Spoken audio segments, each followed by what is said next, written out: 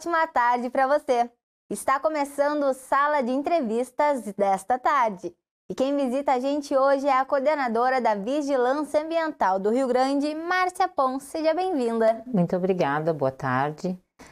Agradeço pela oportunidade de podermos estar conversando sobre dengue, né, que é um assunto bem importante no momento. Muito importante e a gente fica até assustada, né? Márcia, a gente pode começar falando então e esclarecendo o que é a dengue. A dengue é uma doença, uma arbovirose, né? Uma das mais comuns, que é transmitida pelo Aedes aegypti. Essa doença é transmitida em áreas urbanas. E como ela é transmitida, Márcia? A dengue ela é transmitida através da picada do mosquito, tá? Do mosquito fêmea. Ele pica, se ele estiver infectado pelo vírus, ele vai transmitir, né, para esse paciente o vírus da dengue. Em alguns dias, né, esse paciente passa a sentir alguns sintomas. Isso, importante falar quais são os sintomas. Né, os sintomas mais comuns da dengue são dores fortes de cabeça, dor atrás dos olhos, dores nas articulações, a febre alta. Né? Então, esses são os sintomas mais comuns. Manchas avermelhadas na pele, às vezes coceira também na pele, né? Esses são os sintomas mais comuns da dengue. E tem um tempo, mais ou menos, comecei a sentir os sintomas. Quanto tempo eu devo procurar uma ajuda? Deve procurar o mais breve possível, né? A gente tem, claro, as datas, o período correto para que seja feita a coleta, né? O exame, mas deve procurar um médico, principalmente para controlar os sintomas, né? Para que a gente receba essa notificação também, né? Mas a recomendação é mais ou menos quantos dias? Espera uma semana? Espera 2, 3 dias? A gente faz a coleta geralmente em 5 dias. Em 5 né? dias, já estando com sintomas. Isso. Tá? Mas é bom que esse paciente procure, né, o atendimento médico para que ele tenha as orientações, né, de como proceder, quais os medicamentos ele pode tomar, né? Existe toda essa questão do cuidado com o paciente antes de tu verificar se ele realmente, né, antes de tu testar para ver se ele realmente está com dengue ou não.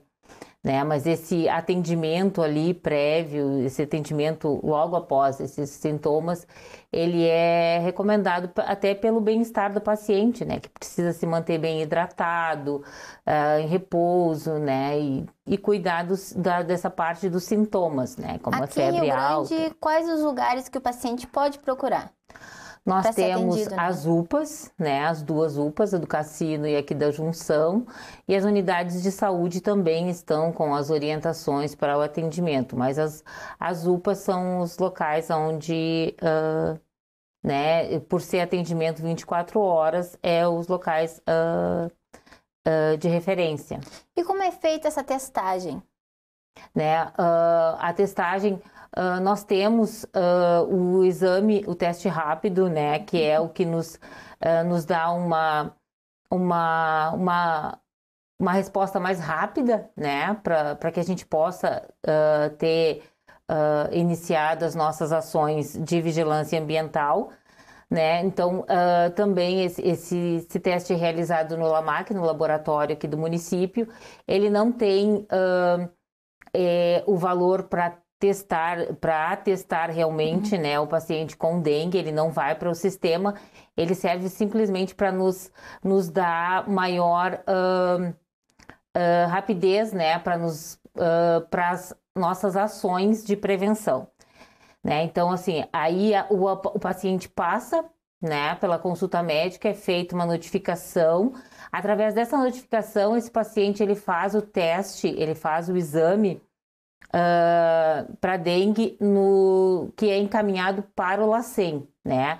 É coletado aqui no município e vai para Porto Alegre. Essa amostra, mas é encaminhada para Porto Alegre, e aí nós só divulgamos o resultado após o retorno desse resultado pelo LACEN. Em média, quanto tempo leva para sair esse resultado?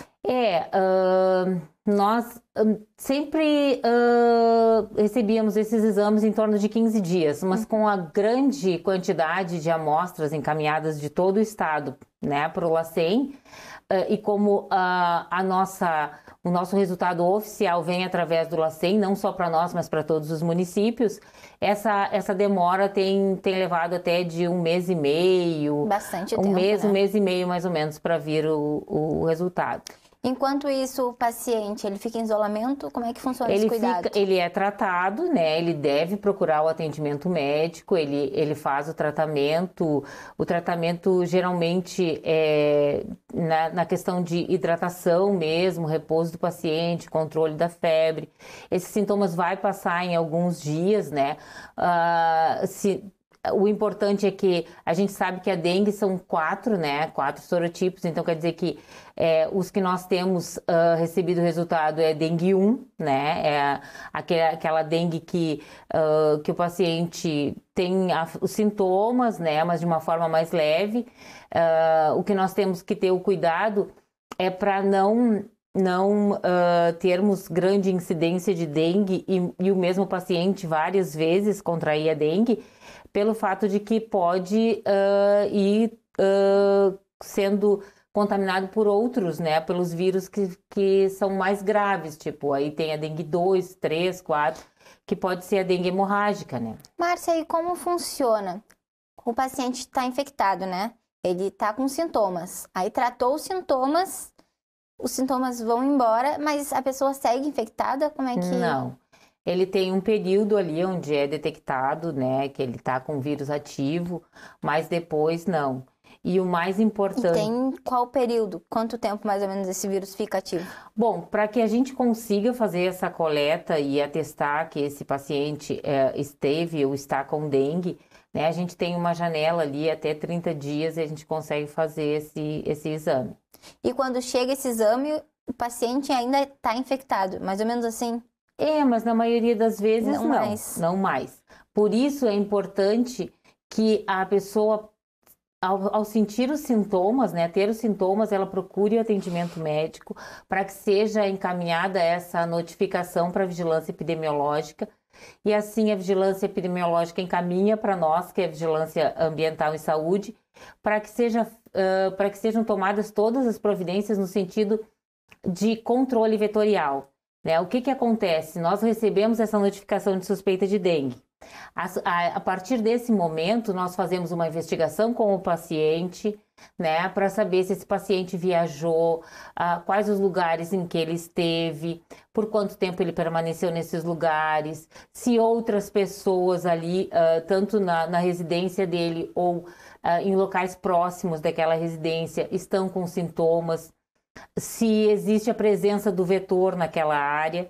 Então, quando nós recebemos uma notificação, a gente faz essa investigação ambiental e também faz uma pesquisa vetorial especial, né, que é a visita em torno de 150 metros, né, da residência desse paciente, do local onde ele trabalha, do local onde ele estuda, que é para que a gente possa ter o máximo de certeza de que não existe ali a presença do vetor ou de outro paciente doente, né? Porque se nós temos o paciente infectado e nós temos a presença do vetor, esse vetor, mesmo que ele não esteja infectado, o mosquito ele pode não estar infectado com a dengue, mas se existe o paciente doente, né, em período de vírus ativo ali, né, e o paciente for picado pelo Aedes, ele vai ser transmissor, esse Aedes passa a ser transmissor, né, e pode picar outras pessoas. E aqui em Rio Grande, como começou a dengue esse ano no município?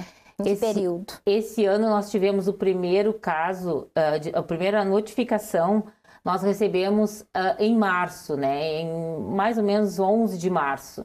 E esse paciente, ele foi confirmado com dengue, ele foi internado, mas ele estava em período de férias. Ele esteve em Florianópolis, em Santa Catarina, e veio de Florianópolis para Rio Grande, aqui ficou doente, mas ele reside em Porto Alegre.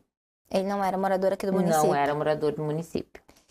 E onde ele estava localizado, né? Aqui no município, tinha focos? Como é que foi? Não tinha. Foi na área ali do Lar Gaúcho, mas foi feito o trabalho da pesquisa vetorial especial, tanto ali no local como na área do hospital onde ele ficou, né? No período em que ele esteve na cidade, também não foi encontrado né? Nem na área do hospital e nem na residência ali onde ele esteve, nenhum foco.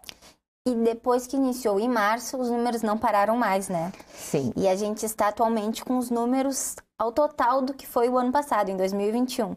O que não foi feito que chegou a esse número? Assim, ó, o que a gente pode... Uma coisa que é bom esclarecer. As notificações por dengue são de pacientes suspeitos da doença, tá? E os focos de Aedes aegypti são os pontos onde foram identificados as larvas do mosquito ou o mosquito em forma adulta, né, que é o alado. Nesse ano, nós já tivemos 73 focos, né, identificados até o momento. Foi o nosso total do ano passado, que foi bem superior a 2020, que foram 34. Em todo o ano. Então os números têm aumentado cada ano mais. Tu me perguntasse o que aconteceu de diferente. Isso, o que o pessoal fez de diferente? Por exemplo, não teve os cuidados, até visitando as casas, são 73 focos, né? A gente nem tá na metade do ano ainda. O que vocês encontraram nas casas mesmo, que o pessoal parece que parou de cuidar? É assim, ó, nós tínhamos o ano passado ainda o período da pandemia. Então as pessoas estavam mais em casa, existia a questão do home office, ainda tinham muitas pessoas em home office, existia mais esse cuidado, eu acho, com a casa, com o seu espaço, né? E a gente não tinha uma circulação de carros, de pessoas viajando, tanto quanto nós temos esse ano. Isso vale tanto para a questão dos focos, como para a questão dos pacientes com suspeita de dengue. Porque em 2021, a gente ainda existiam as restrições da pandemia, né? Em questão das pessoas viajarem. Muitas restrições. E esse ano não. Esse ano nós estamos com a vida praticamente normal, né? Nessa questão de viagem. Então, o que nós notamos muito, que dessas notificações por doença, por dengue, de suspeita de dengue, nós recebemos, e a maioria desses pacientes, eles viajaram, estiveram em áreas endêmicas, né? Então, esses casos, a gente pode dizer que são importados, né? Os que nós temos confirmados até agora. Que dessas 24 notificações, nós temos 4 notificações que recebemos o resultado até o momento. Confirmados até o momento. Isso. Essa semana são 4. Mas... como o nosso município é um município portuário, nós recebemos diariamente um fluxo de veículos muito grande vindo de todas as áreas do estado e do país. Esse fluxo, através desse fluxo de veículos, também a gente tem, né, a chegada do vetor. Né? Ele vem de carona no ônibus, no caminhão, dentro do caminhão, em qualquer lugar que ele se sinta protegido, abrigado ali, ele vai vir. Ele vem na mala do carro, na mala do ônibus, ele vem no vasinho de planta, ali no pratinho da planta que veio de algum lugar, que alguém trouxe. Ali está depositado os ovos, né, do mosquito. Quanto tempo, mais ou menos, esses ovos, eles duram? Em torno de 500 e poucos dias. É bastante mesmo, bastante tempo. Os ovinhos e o mosquito? O mosquito em torno de 50 dias, mais ou menos. Bastante tempo mesmo. 40 e poucos, 50 dias, isso depende. Então, assim, ó, o que a gente percebe? Que se a situação com a dengue no estado está calmo, não temos focos encontrados em outros lugares, nós também não temos aqui. Né? Então, assim, quando começou essa função de que estavam sendo registrados muitos casos, né, no norte, noroeste do estado, na capital, e aí já começou a aumentar o número de focos em todo o estado. Né? Então, a questão da falta de chuva no período de verão, depois excesso de chuva, calor, ainda tudo isso ajuda a proliferação do mosquito.